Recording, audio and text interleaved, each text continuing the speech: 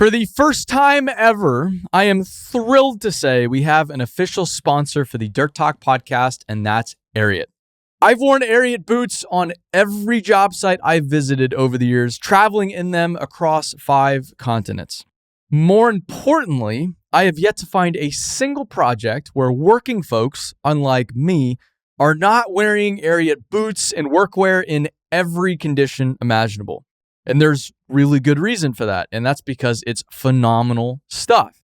And the more I've learned about Ariat and the company, the more I've loved their brand. So with this, Ariat is offering any Dirt Talk listener 10% off their next Ariat order at ariat.com/dirttalk. That's 10% off boots, jeans, and workwear at ariat.com/dirttalk or at the link in this episode's description. With that, let's get to the show. Hey there, everybody. Welcome back to Dirt Talk Monday edition. I spent the weekend brainstorming on what value I can provide. As you've noticed, we've been trying different stuff with our Monday episodes, and I've just been trying to make these podcasts as valuable as possible for anybody listening. I don't know who's listening, but if you are, thank you. And so I don't have, many things of value to contribute to you all. That's why I have the guests on that I do, because they're the ones with the value and the insight. But the one thing I have been able to get, somewhat decent at over the past few years is social media and storytelling. And so this episode is going to be dedicated to the nuts and bolts of my social media strategy and my storytelling strategy. This is exactly how I do storytelling and social media. This is what has built all the social channels that we have right now. I don't have it figured out. We're still trying to figure out this podcast, for example, figure out our YouTube channel. TikTok is just a whole different animal. But we do generate, we have generated billions of views at this point. I reach tens of millions of individual people every month with social media. No paid ads, no tricks, nothing. This is it. From A to Z. So, first off, why should you care about social media and storytelling? What's in it for you? Where is there any value here? Well, if you haven't noticed, there's a significant workforce challenge that the dirt world is facing right now. We've got about 40% of the workforce retiring in this decade. In mining, it's even worse. We've got about 50% of the workforce retiring this decade in the United States. And my original thesis for BuildWit was that the next generation can't come to work in the dirt world if they don't know the dirt world exists. And so that ultimately then puts the responsibility of recruiting the next generation on everybody. A lot of people say, thanks for what you do. Thanks for telling those stories. And I say, yeah, no, absolutely. But I am just a 29-year-old dummy. And if the industry, if you are relying on me to attract the next generation, you are so sorely mistaken. We need everybody telling the industry story in different ways to effectively attract that next generation. If we don't attract that next generation, we can't build the infrastructure society needs. If we can't build the infrastructure society needs, society does not succeed. Your children don't succeed. It's a pretty big deal. Now, storytelling doesn't have to be on social media. You can start at your dinner table and ask yourself, does your family know what you do? Do they really know what you do? And if they don't, hey, maybe your dinner table is the best place to start telling that story. But I am going to focus here on social media because it is remarkably effective. It is why, it's partially why I employ over 60 people now. It's why our business is doing well. Financially, it's why our brand is known around the world. And it's why we're reaching that next generation in the numbers that we are. Social media, the value of it from a company perspective to start is that it's a great way to communicate with everybody within the company. I talk with a lot of company owners and leaders, and one of the biggest challenges a lot of people are facing now is that, hey, I can't communicate effectively with the people out in the field. And social media, yeah, you're not going to reach everybody out in the field, but it is a really, really effective way to reach people because Yeah, I might not have a company email address, but I'm probably, as a young person, especially going to follow the company I work for online. Or if I don't, my kids might, my family might. And so it's a great way to communicate with those inside of your company. Second, it's a great way to recruit from a national hiring pool.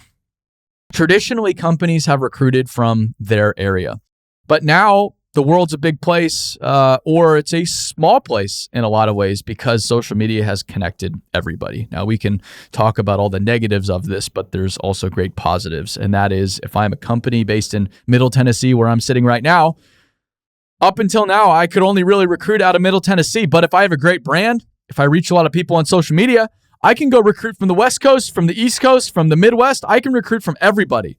If I have a great business and if I go tell that story, people are going to they're going to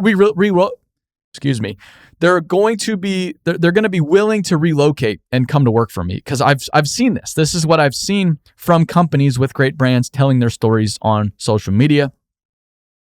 And it's a great way to grow the overall industry. Where's the next generation? For better or for worse, they're on their phones, so we should be there too. We should be there too. And if we're not, we have no right to complain. From a personal perspective, what's the value of social media? Why should you care? Well, building a brand makes you more valuable. And this is where I started. I'll get into that in a moment, but I guarantee you, I tell our people this at BuildWit. This is actually the course I gave to our people. We have a monthly leadership call called Leadership Lagoon. And don't ask me why it's called that. It's just a stupid name I made up. But the more people that we have at BuildWit with bigger brands, the more valuable our business is and the more valuable they become. So as an individual, your brand matters and it makes you more valuable. It helps you recruit for the company you work for, again, making you more valuable. So your company, one of their biggest challenges right now is recruiting the next generation. If you become someone helping in that, making it easier for them, you will be more valuable. You will be less replaceable, which is a good thing. It teaches you how to communicate more effectively. Social media, teaching you how to communicate. And communication is everything. Whether it's business, whether it's relationships, whether it's parenting, communication is everything. And it allows you to offer others value, which is incredibly fun and exciting. It's fun. Like what I'm doing right now, I'm teaching, I'm offering value, and I love this. I love making an impact on other people's lives, and anybody does. I'm not unique in that.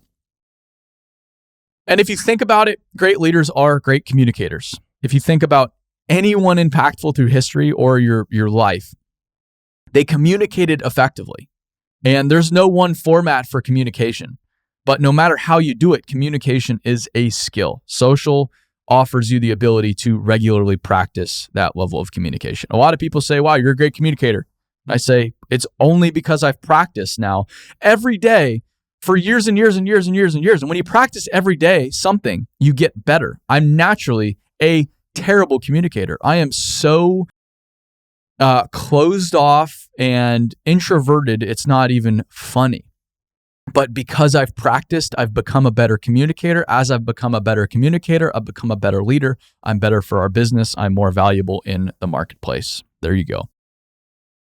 So with all these benefits from a company standpoint, from a personal standpoint, why don't more people post on social media? It's such a rarity in this world. Why is it so rare? And pretty quickly, the lowest hanging fruit here is lawsuits, safety, public outcry, whatever it is. But as I was writing all of this, I took a lot of time to think about serious repercussions from social posts that I've seen over the years. And I can't think of a single one. So yes, the fear of lawsuits, safety violations, whatever it is, that is very, very real. But the biggest reason is fear of sounding stupid or being judged. And this is what got me so afraid before I would publicly speak in the first years that I was publicly speaking, is that I I was going to go up on that stage, and man, if I sound stupid, I'm going to be judged by these people, and that is a core human fear. It's written into us from just a human nature standpoint. But then I practiced, and I was able to adjust my mindset, and I made this podcast, my social media, my speaking, ultimately not about me. It's about the audience. And so if I deliver value for the audience, I ultimately end up winning. I can't not win if I just deliver value for those willing to listen. Like right now, I'm trying to just give you value. Which brings me to how I got started.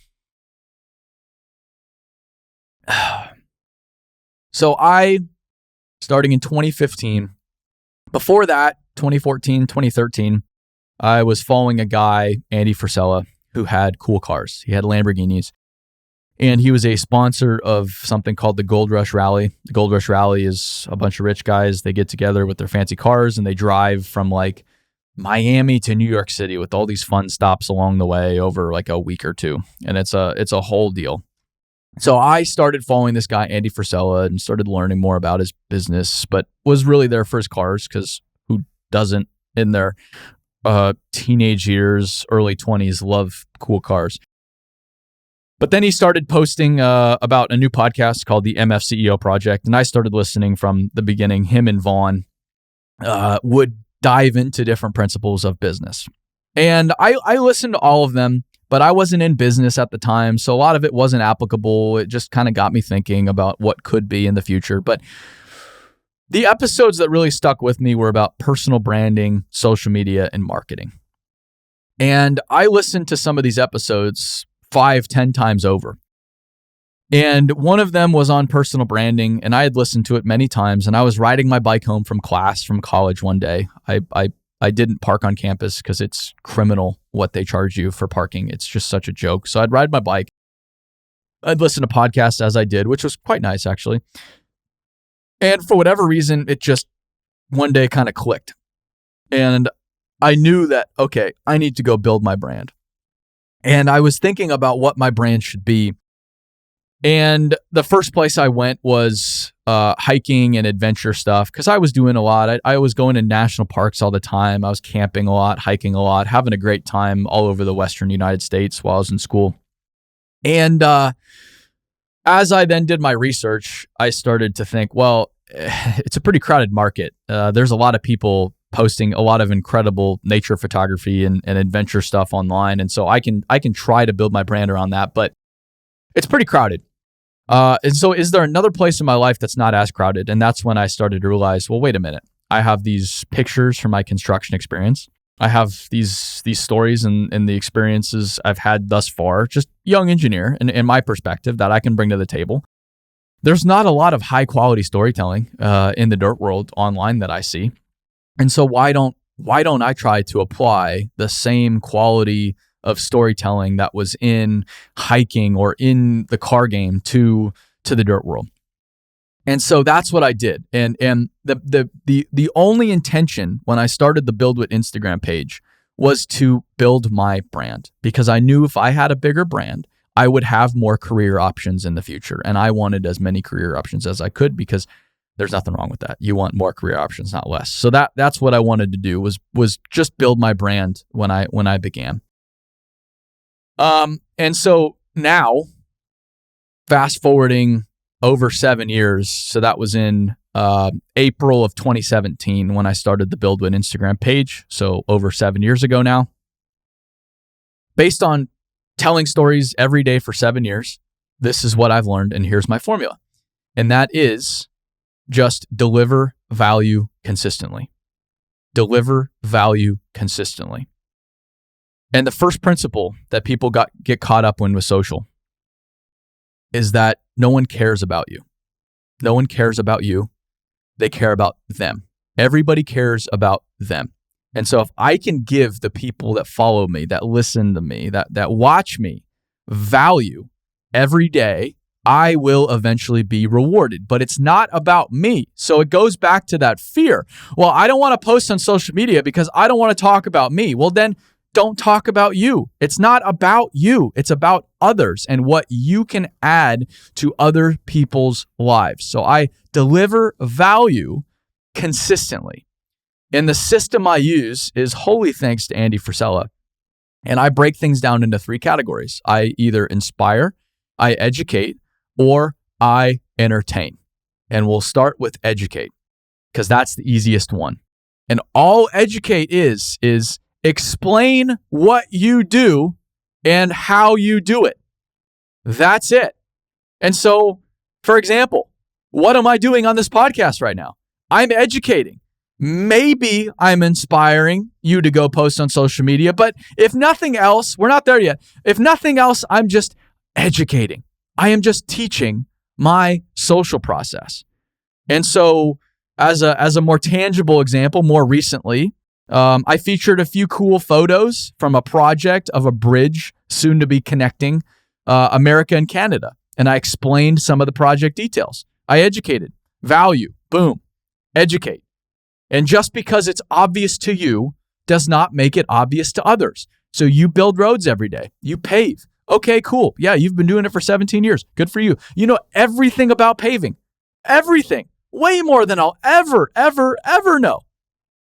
Teach people. They don't know about paving. They don't have all of the insider knowledge like you do.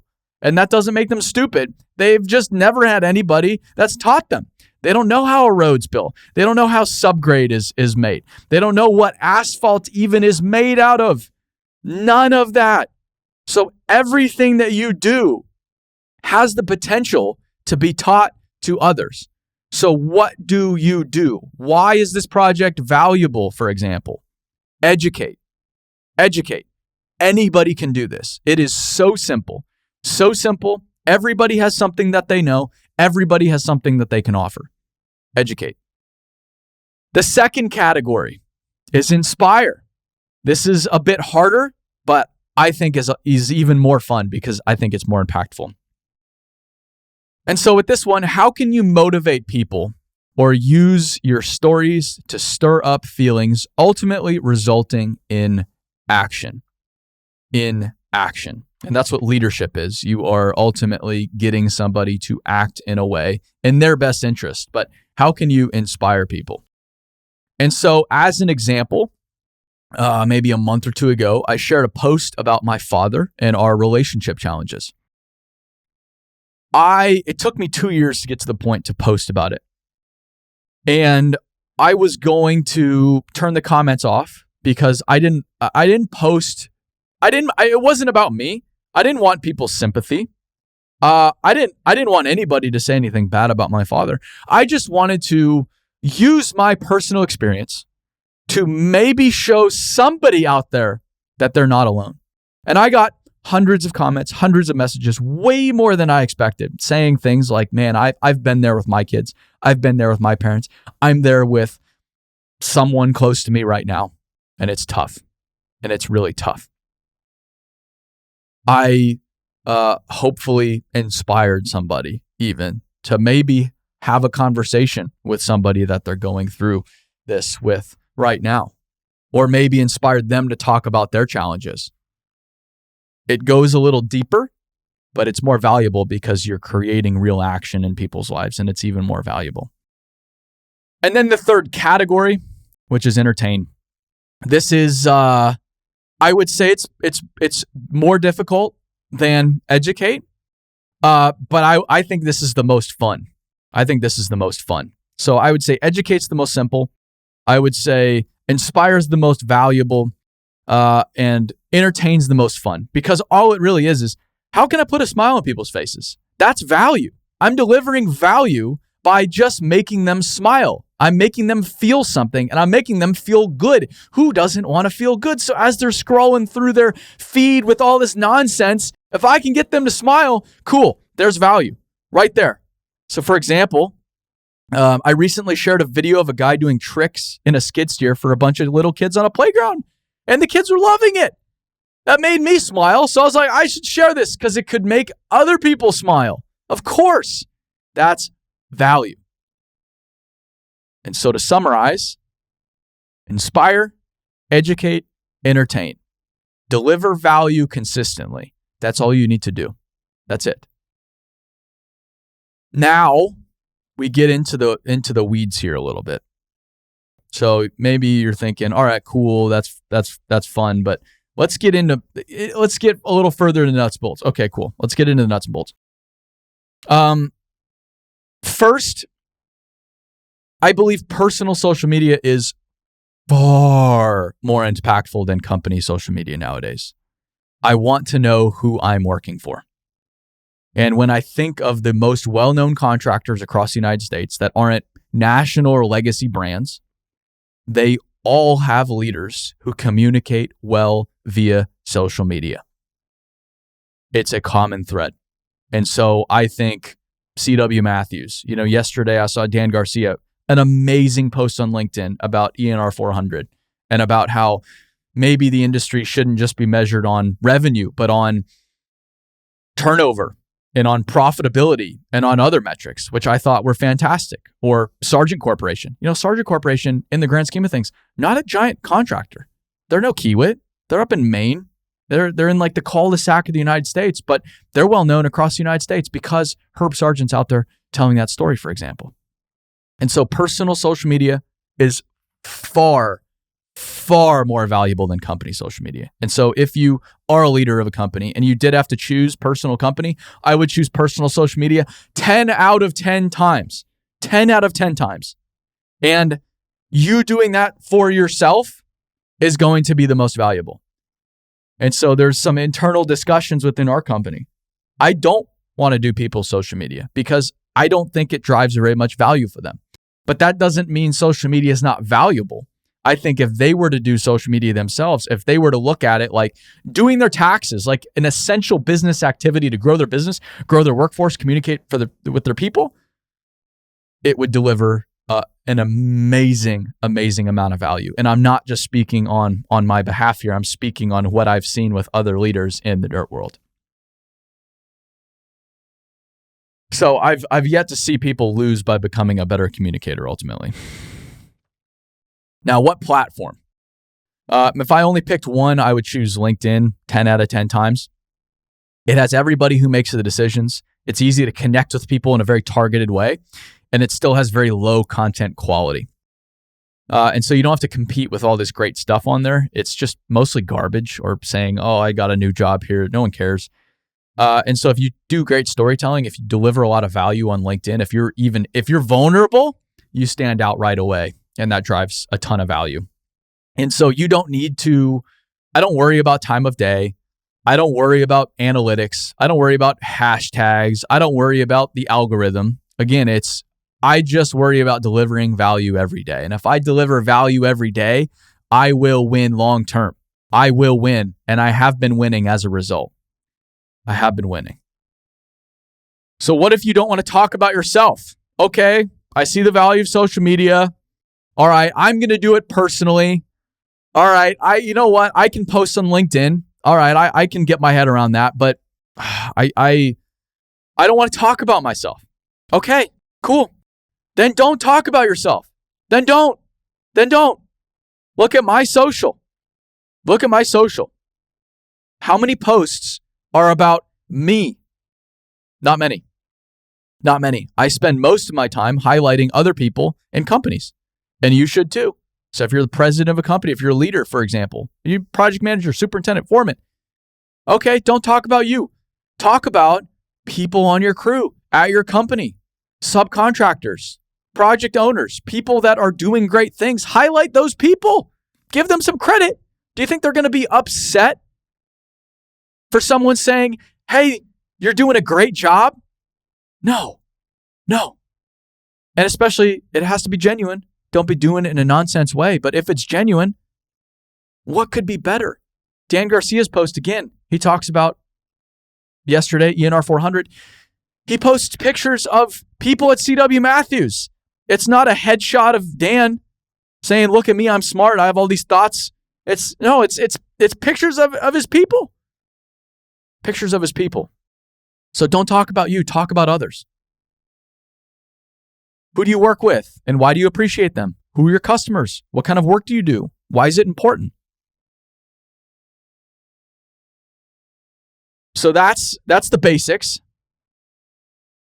It's really valuable. You got to be consistent. You got to deliver value for others. Inspire, educate, entertain. If you posted one place, I would do it on LinkedIn to make it a habit. You got to do it every day. And so if nothing else, I would say make a goal.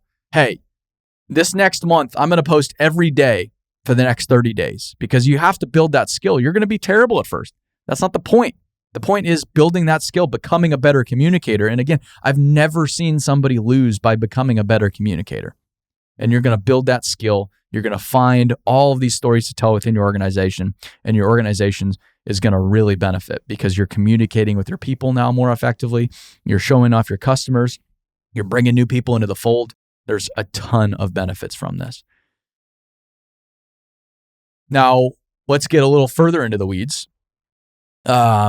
It's worth getting into not just posting and social, but the written and visual components. And so every post, if you go to LinkedIn, there is typically a written and visual component, or just a visual component, or just a written component. And so I'm going to touch on both writing and the visual side of things here. And when it comes to writing, there's no right way to write. That's the cool thing about writing. It's an art form. But this is my way. So my process is as follows. I first identify the point of the post. What is the point that I am going to make? I identify that. Cool. Then I write. And I just go. I just try to just send it. I don't really think about structure. I don't think about grammar. I just try to make a post. And then the most important part of my process is I do 2 editing passes, but the first one's the most important. And the first one, all that I do is I reference the point I'm trying to make, and I read everything with that point in mind. And if it contributes to the point, I keep it. If it doesn't contribute, even if it's a brilliant thought, it's in the bin. I get rid of anything that does not contribute to that one singular point. I don't try to take things in too many different directions. And I catch myself writing in a different direction all the time, but maybe I'll carve that off and maybe that becomes another post. That's another piece of content. I can write about that in a whole other post, but I'm going to remove that because it just gets away from the main point I'm trying to make here. So I simplify my post, simplify to just reinforce the one point. And then I make a second pass to edit for grammar. And I use a tool called Grammarly that helps me. It teaches me where my commas need to go and how to reduce 3 words into 1. And it teaches me how to be grammatically correct. And you can edit for grammar in all different ways. But that's how I do it. I identify the point of the post. I write. I always eliminate. I don't add in that second bit. I'm always eliminating to reinforce that one singular point. And then I edit for grammar. So what is the point you are trying to make? And remove anything that does not contribute to that one point. That's probably the biggest mistake I see with writing on social media. It just gets too long. It gets too drawn out. It gets complicated. And no one wants to read writing that doesn't really make sense. Now for photo and video. This is equally, if not more overwhelming than writing. Where do I get photos and videos? Okay, cool. Good for you, Aaron. You're a professional photographer. You're taking photos, job sites around the world all the time. Yeah, you have this great library to choose from. So you're dealing with a loaded deck here. And I am. I for sure am dealing with a loaded deck. But everybody, odds are you have a ton of amazing photos and videos from your time in the industry. I would start with what you already have. So if you're a leader at the company, what's already on your phone? What are the photos that your company already has from past projects?